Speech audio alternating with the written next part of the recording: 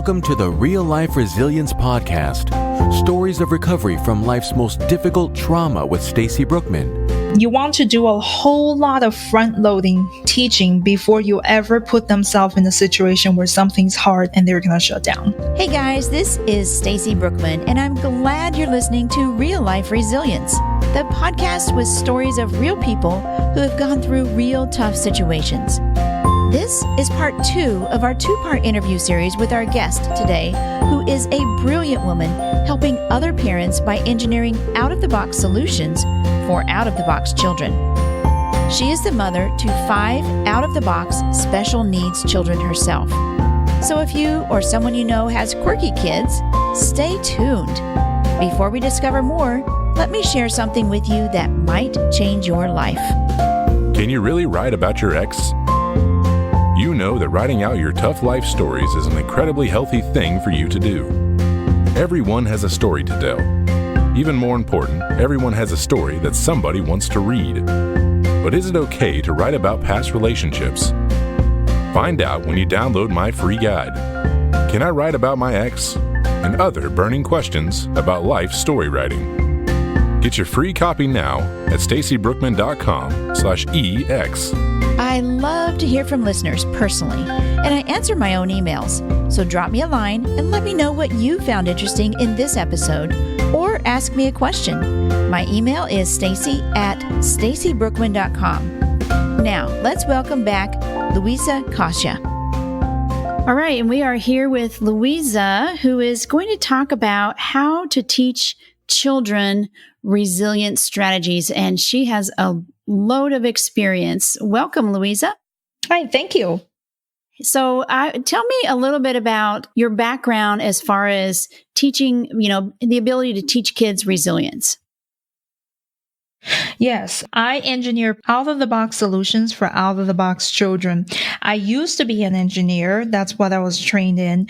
Through the whole process of going through my engineering, both in college, in my degree, and my career, I have tutored numerous kids that have struggled with mathematics and science subjects. And later on, I had my own family, and I have 5 children who all have some sort of special needs or divergent needs, which requires creative interventions because of that. So through the years of working with a lot of children, I started to develop a lot of strategies to teach children and bring those C's and F students back up to A's. That's kind of where my experience comes from, a lot of real life trials and errors. And I have an innate connection with kids that I just have always had. So you have a lot of really practical strategies that any parent can use to help raise more resilient kids, correct? Yes. Tell me a little bit about some of them. There's quite a few, but one of the ideas is I actually use literature to teach about that. I mean, people read biographies a lot, and that's one of the things that I introduced to children, such as Winston Churchill. The latest one where I talked to the kids about was Gandhi, and even my 2-year-old started talking about Gandhi, and it was quite hilarious when he started talking about it. I exposed them to some interesting story about somebody and what they were going through in their lives. And then I may go into quoting, writing down some specific powerful quote from these historical figures, talking over, and I'm talking very, very young children. I mean, age 3, 4, 5, 6, 7. You can start this in a very young stage. You talk to them about these historical figures, what they're doing, what they said, what kind of legacy they left to us. And I go into explaining what the quote means. And it's a lot of conversation based. And so it starts off with maybe something from the literature or something that happens in our life. I love that. So even as young as 2 years old.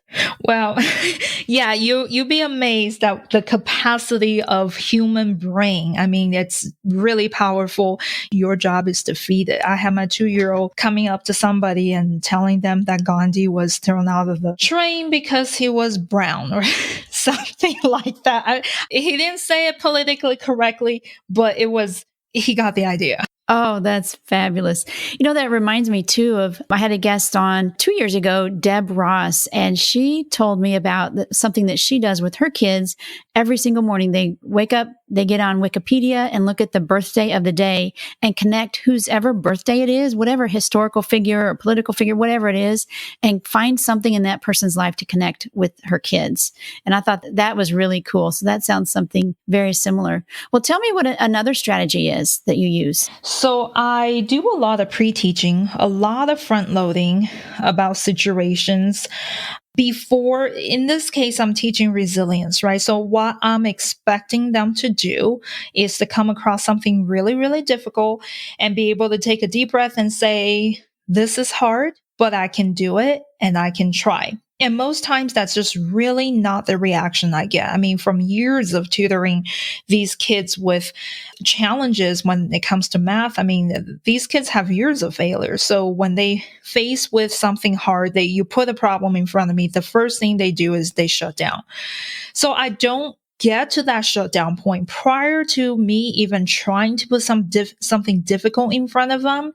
I front load them with such as literature, quotes from famous people, and also I model to them myself if I have a hard time, but I would draw to them. One of the strategies is drawing. If you're not drawing to your kids yet, no matter what age, I mean, I was working with a 16-year-old a couple months ago, and I was drawing out for him ideas on, I was talking through a story. So sometimes life is hard and I draw a hard time. And one time I was working with a child who had some problems with his karate or something. Then I draw out him being in karate or trying to climb a mountain. So sometimes life is hard. Then I go to the next page, but it's okay. Everybody has a hard time and we just continue to keep trying.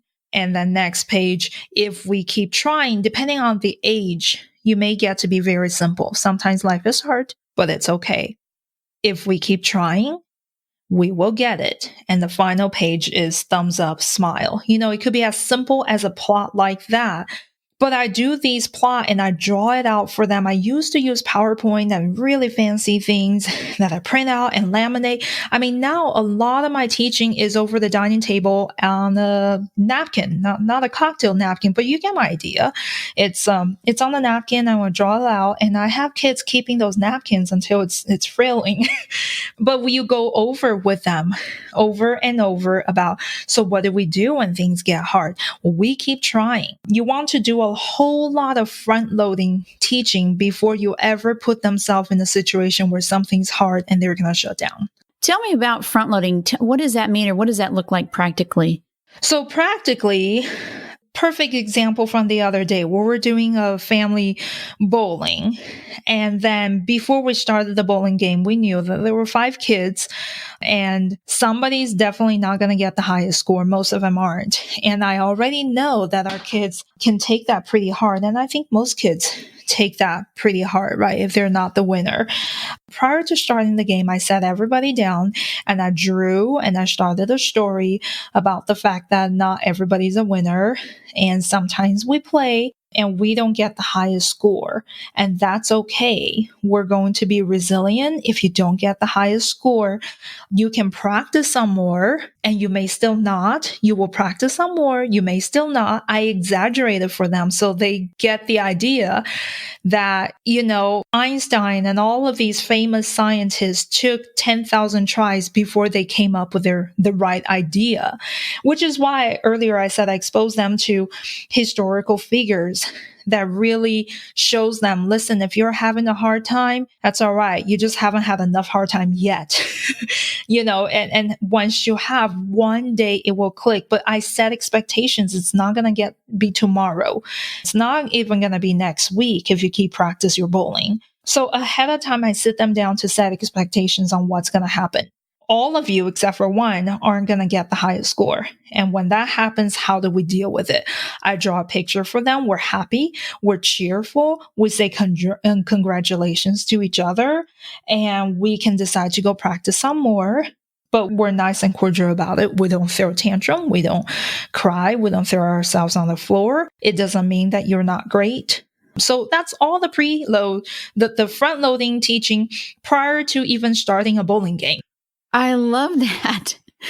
I love it. Do you ever get exhausted? Because that's very pre-planning. Sometimes, I'm just going by the seat of my pants so often, but step back and plan more things out and you can do more of this front loading and you'll have a much better experience, right? Yeah, that's exactly the idea. I mean, either you're going to spend all your effort on the after the fact and being frustrated and upset about their behavior, or you're going to spend it on before the fact on teaching them exactly how to deal with it. And sometimes I even incentivize them if I know this is really hard, depends. I mean, I don't like for them to go on life thinking that everything, I need to earn a carrot for everything that I do. But once in a while, sometimes when I'm teaching some brand new concept, it's like I will set up something to look forward to. You know what? If we can all lose graciously, we will start a second game, which is the reward. They're very happy about that, right? Oh, that's fabulous. I love that. All right. Tell me another strategy. I model in my life, which is very, very important. I'm very frank and honest with my kids. And I think this is one of my biggest strengths.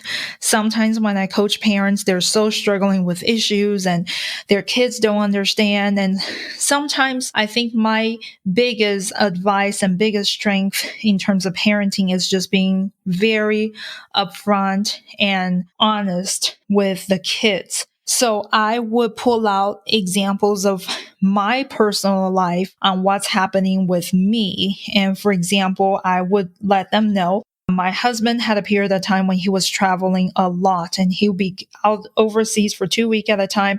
And I have 5 kids under 5 with me, no nanny, no parents, no in-laws, nothing. So it's really hard. I mean, I will be honest with them and say, while your father goes out for 2 weeks, there's only really me and I have to do everything for everybody.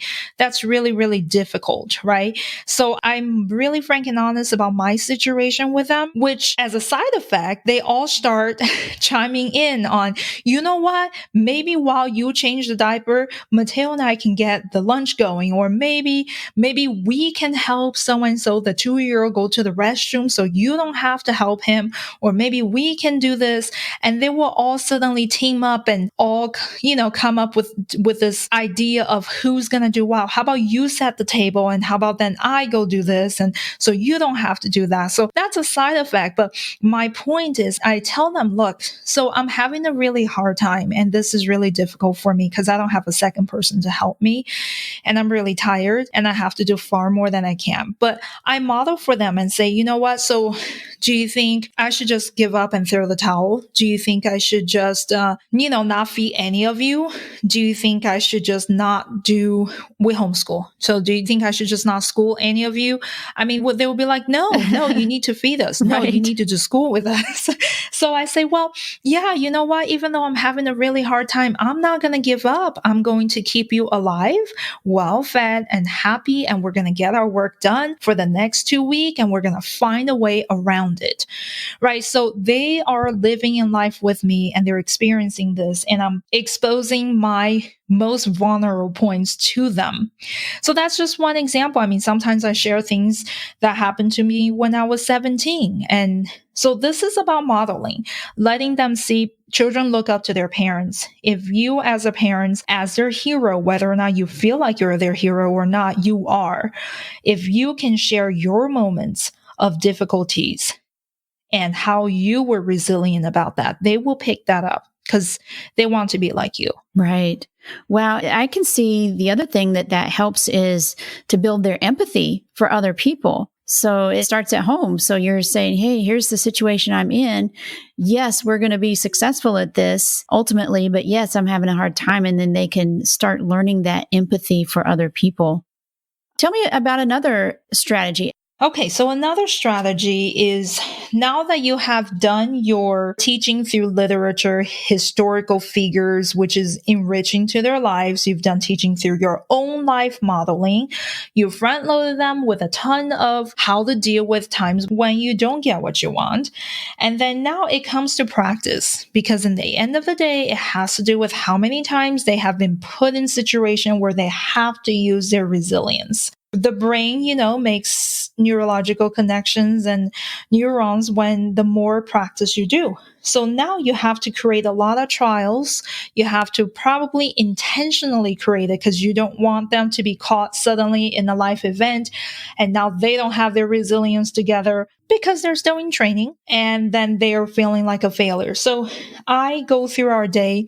If I know that I'm teaching resilience this period, this season of our life, then I create a lot of trials after I teach them. For example, after all the teaching, and this happens over the course of days, right? But every day I'm mixing the teaching, the more inspirational stories and the more life stories with the pictures that I'm drawn on what to do. And when they know exactly what to do, they can recite. Now we practice for real. So we sit down. So, okay, ready? And I used to do this with my math students, okay, so ready? I'm going to give you a really hard problem.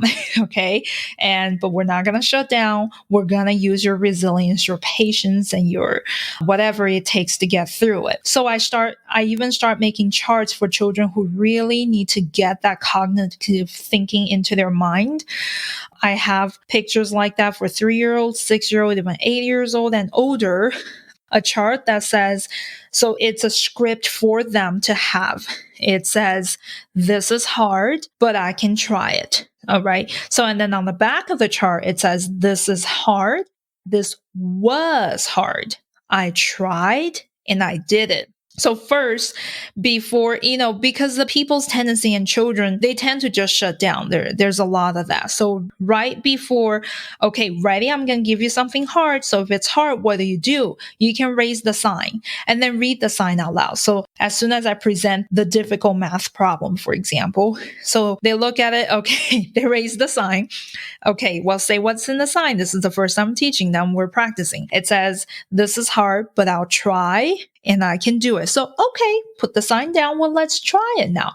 Now, after all of that front loading, they're like pumped up and motivated and ready to take on any challenge they have. You want to get them to that point before you present what's hard for them.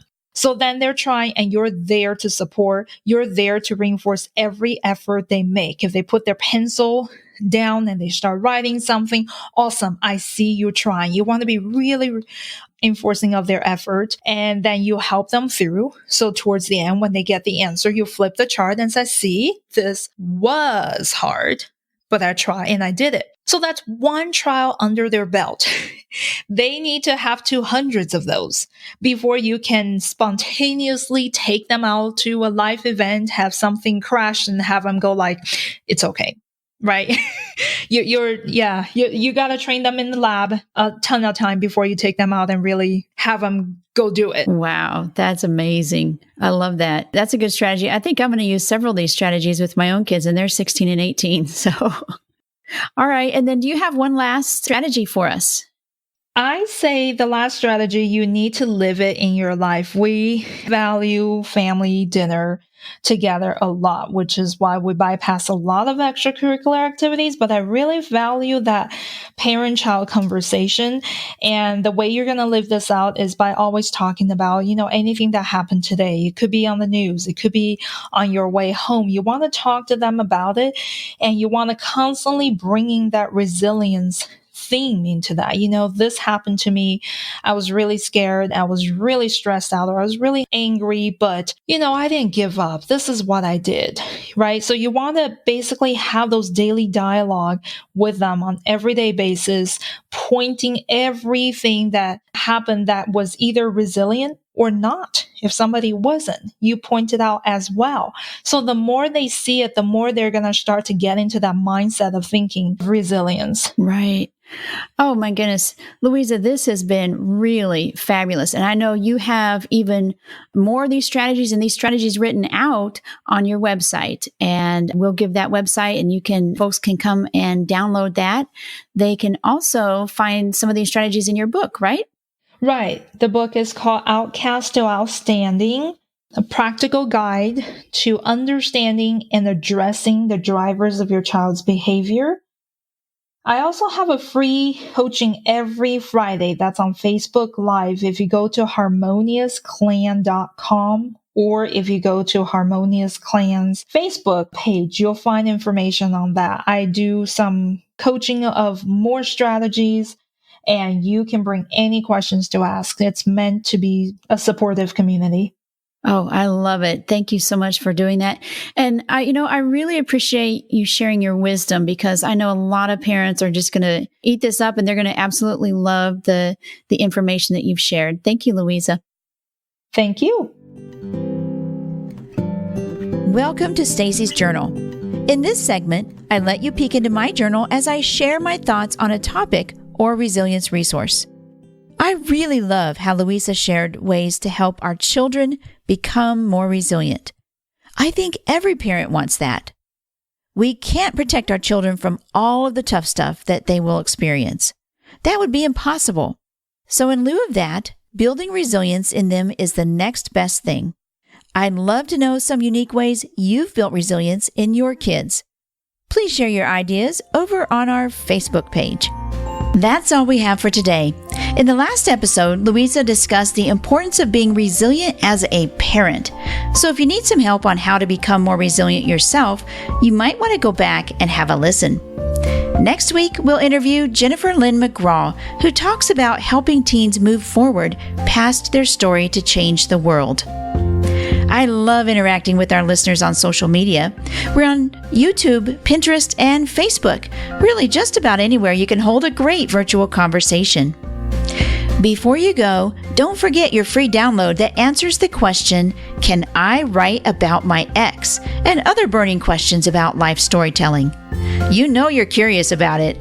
Check it out and download it for free at stacybrookman.com/write, WRITE. One more thing, we're having fun counting down the 100 plus most important memoirs of the past 200 years. So our memoir of the day is Mommy Dearest from 1978. Mommy Dearest is a memoir and expose written by Christina Crawford, the adopted daughter of actress Joan Crawford. It describes her upbringing by an unbalanced alcoholic mother whom she judged unfit to raise children. The book attracted much controversy, with many family friends denouncing it as fiction, but others claiming that it was broadly accurate. Check out Mommy Dearest and all the memoirs on this list at stacybrookman.com/100memoirs, 100 memoirs. And always remember, life is a story, and it's never too late to start telling yours.